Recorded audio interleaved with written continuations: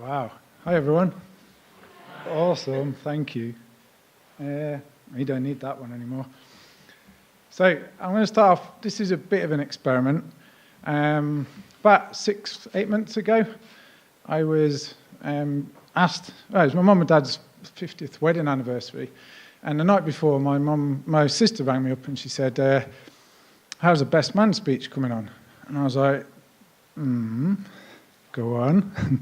She said, "Well, Dad's 72. He hasn't got a best man. What you need to say something." I was like, "Yeah, that'll be fine." So I spent the whole evening getting a few anecdotes. Like when my dad was in Indecent Proposal, he was actually Demi Moore. Basically, this old woman had offered him a whole estate worth millions of pounds if he didn't marry my mom and stayed with her till she died. Well, that didn't happen. And then there was an anecdote about when my dad, we got home and the hamster had died, and my dad thought it might bring it back to life. It was the 80s, man, It seemed like a good idea. It wasn't for long, but he'll kill me if I've told this story.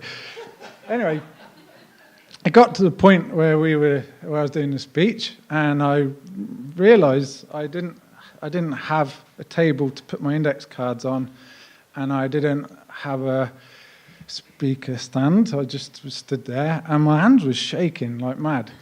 So I pinned this mic to my chest, and I pinned these cards down here and realised I couldn't move them, and it was just awkward.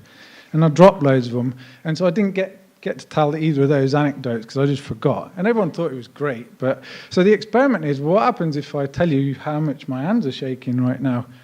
I was going to hold this, but I gesticulate too much. I think we talked about that earlier. So I'm not, but they are, and let's see. So yeah, better get started. So a few months back, I went and met Steve in a cafe called For Coffee. And on the way down, I was thinking about road rage for some reason, and I said to him, "Steve, I think I've understood why road rage is like such a big problem. It's the car horns. Like, they're really aggressive. Like, why did they have that? Why don't they have something a bit less?" And I was like, like a bicycle bell for when you're not annoyed at someone. And Steve's like, or a button, and he just goes, "Gooey." And it got me thinking about this. This had the best car horn ever. It was like, I was thinking, why, this would make such a difference. And I don't know how many times I went on at my dad to get a car horn like that. And it wasn't just that about this car, actually. The doors didn't open, so you had to climb in through the window. I wasn't tall enough to climb in through my dad's car window, but he did lift me up once. And the other mistake I made was, that's a reinforced bonnet, because when I jumped on his car bonnet, I shouldn't have done that. But all I'd say to him is, can we not have a flag or a number on our car? Or better still, this is the 18 van, in case you don't know. I was like, can we get a van? Like, there's so much more room for activities in the back. And if not, can we just get a stripe? That would be cool. I don't remember much about this. It's from The Fall Guy. These are all 80s references, so sorry if I'm a bit old for everyone. I don't remember much about this show. He's a stuntman and he solved crime or something. But what I remember is he had a drawer in the outside of his car, like pulled it out and got a gun out. I didn't want guns. I just wanted to put my toys in it. So I was like, "Dad, please, if we can't have any of those other cars, let's just put a drawer on the outside. It would be really useful." Then there was this. Now, there's so many things. Firstly, that flashy red light on the front. They didn't even make them, so I couldn't ask for that. It had electric windows. and automatic. I mean, like, automatic. That was even before he knew it could talk, or he could speak to it in his watch, or it drove itself. And then this. The steering wheel. Oh my God, it's not even a wheel. Look at it. And here's a weird thing. When you press the accelerator, like these lights sort of went up the side. And I was just thinking about that earlier. He'd never have seen that because he'd be driving. If he did see it, he'd probably crash. But yeah, this got me like really addicted to buttons and stuff. And one day my dad said, me and my sister were sat in the car, and he said, Whatever you do, don't turn the engine on and don't let the handbrake off. And we were good kids, so that was fine. And we were pressing all these buttons. And then I suddenly was like, Jess, that's my sister, how does the Dukes of Hazzard car jump? And she said, well, you pull the steering wheel. And I was like, no, you can't do that. So we were just good kids. We didn't pull it. I was like so tempted. And my dad went on for weeks about how it would be dangerous to pull it, so we just didn't. I find out now that that's not a thing. So yeah, buttons. This is Sudbury Hall. I don't even know where it is. It's not far from Coventry. I don't know. Now, what's weird about it was my mum and dad used to take me here, and it'd be like bird watching and nature trails, and then it was all set up like early 19th century or whatever. And then yet there was this room which I can only describe as like the Starship Enterprise. And yeah, I don't know why it was in there. It was like buttons and stuff. You could turn the lights on. I was just like, I'm in. I love this. And my mum would be going, come and see how they do chimney sweeping. I'm like, no, not interested. So I was just really addicted to buttons. So for my 5th birthday...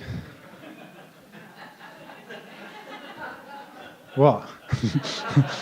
So my 5th birthday, I wanted a calculator. Makes sense, really. There were so many cool things. I just sort of, well, first I had a solar panel. I mean, don't get kids those big games with batteries in, because after 2 days they can't play them at Christmas. This one, solar panel, I was like, yes. And I'd sort of walk around going, 9 times 9, 81, yep, loved it. Buttons. And one day, I was at my uncle's house, and he had this thing called a scientific calculator. I didn't really know what that meant. I just knew it had way more buttons than mine. And letters. It's like letters, and you could press them and they'd spell words like error. I don't know what that meant. And the best thing was, it wasn't like black and white like this. It was red, glow in the dark. You could use it under the quilt without a torch. I didn't want one of those, because the next time I went round his house... The thing I like most about this is the number 3. It's purple, but they call it magenta.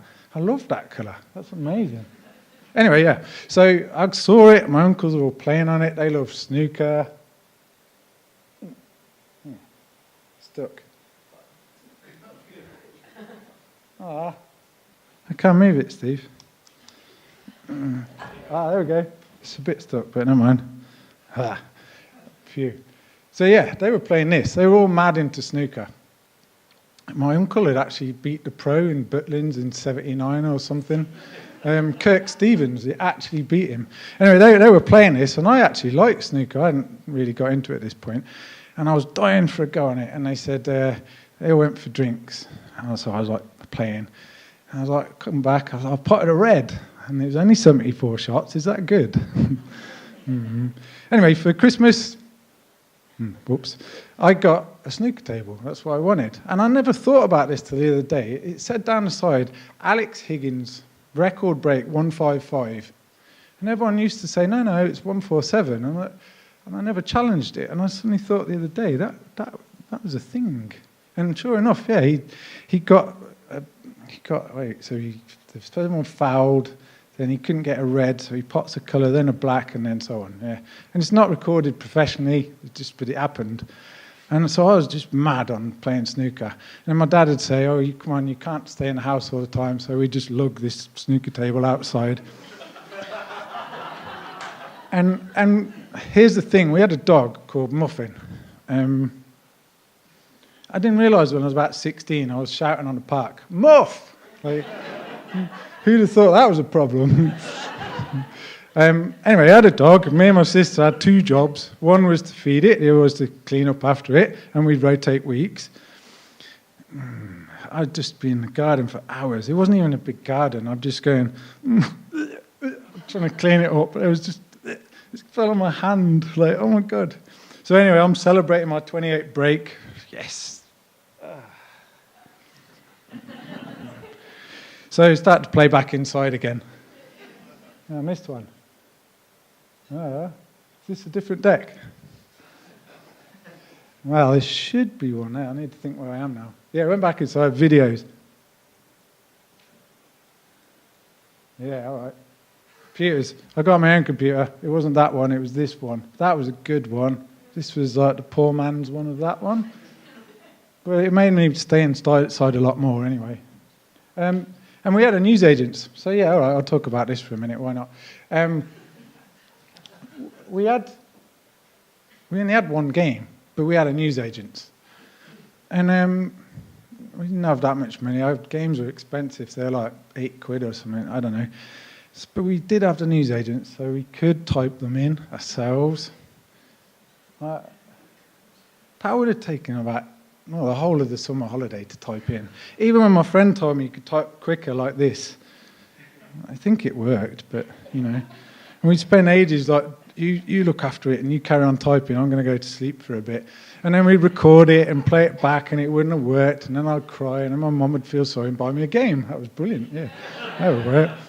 And I remember one birthday, like this was like the ultimate game ever.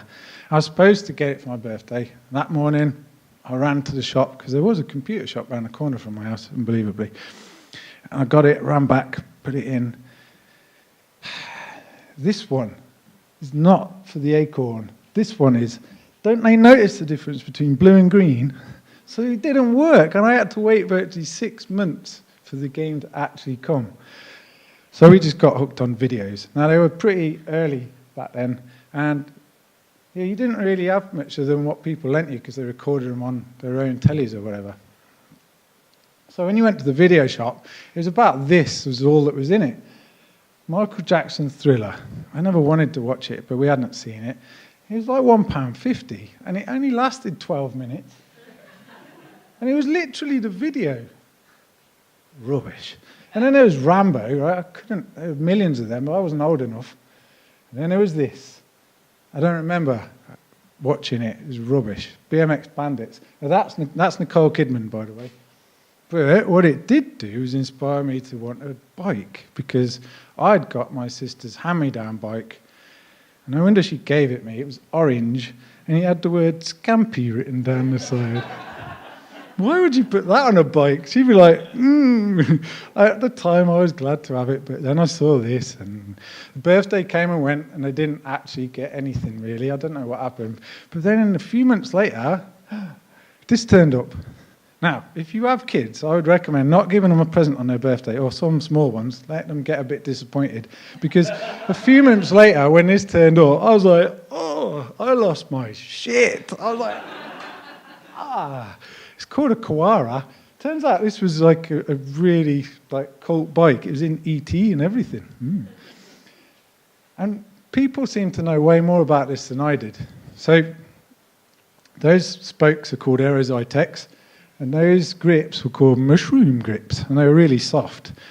And so what I'd do is I'd go out on my bike, and people would say, whoa, are they Aerozytex? And I go, yes, they are.